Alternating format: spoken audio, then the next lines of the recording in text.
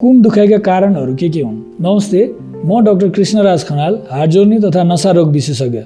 कुम दुखाइ भएर हार्ट जोर्नी ओपीडीमा जचाउन आउने बिरामीहरूमा सबैभन्दा बढी देखिने समस्या भनेको फ्रोजन सोल्डर हो।